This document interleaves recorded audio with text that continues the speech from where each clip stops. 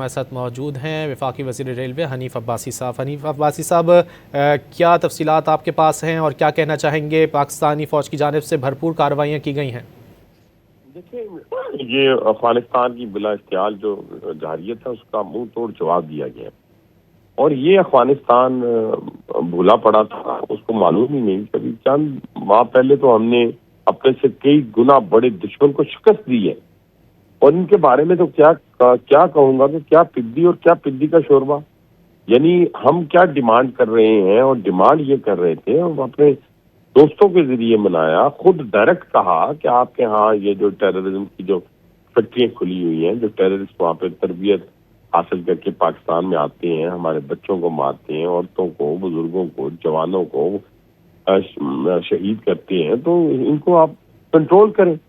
لیکن وہ باز نہیں آئے، کیونکہ یہ پوری دنیا کے اندر ٹیررزم کو ایکسپورٹ کرنے والا ملک ہے۔ یہ تو ہم تھے بہت بڑے دل والے، جنہوں نے 60 لاکھ اخوانیوں کو جو ہے اس ملک کے اندر پناہ دی۔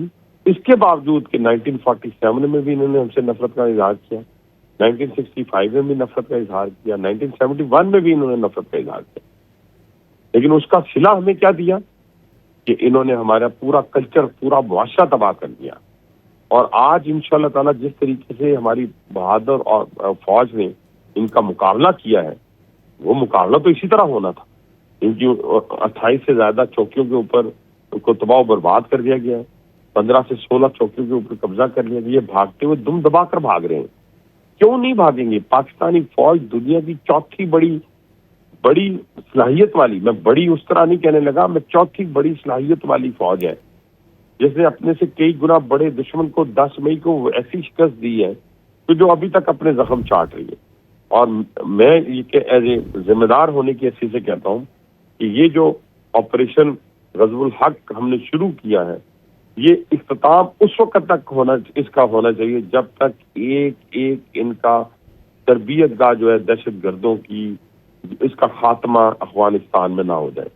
اور یہ جو لوگ جو ہم کہتے تھے، دنیا کو بتاتے تھے کہ یہ خودکش جو ہیں، یہ وہاں سے آتے ہیں افغانستان سے، اب ان کے ڈیفنس منسٹر نے خود مان لیا کہ ہمارے پاس اتنے پاکستان کے اندر موجود خودکش ہیں کہ ہم ان کو کہیں گے تو وہ پاکستان کے اندر تباہی مچا دیں گے، اور پتہ نہیں کون کہے ہمیں، اور ہم خلیفہ ہمیں کہے تو ہم پاکستان کو ایک دن میں فتح کر لیں گے۔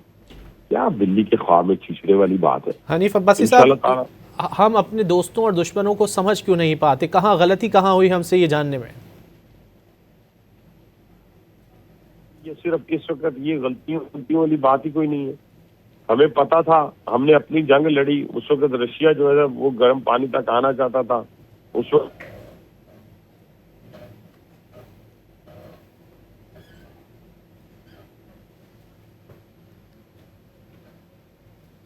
غالباً ہمارا رابطہ منقطع ہو گیا ہے حنیف عباسی صاحب سے۔ افغان طالبان کی خیبر پختونخوا سے ملکہ سرحد پر بلا اشتعال فائرنگ کا مؤثر جواب دیا جا رہا ہے، اور حنیف عباسی کی جانب سے بھی یہی کہا گیا کہ ابھی ہم نے بھارت کو شکست دی تھی اور یہ افغانستان کی جانب سے بڑی غلطی کی گئی۔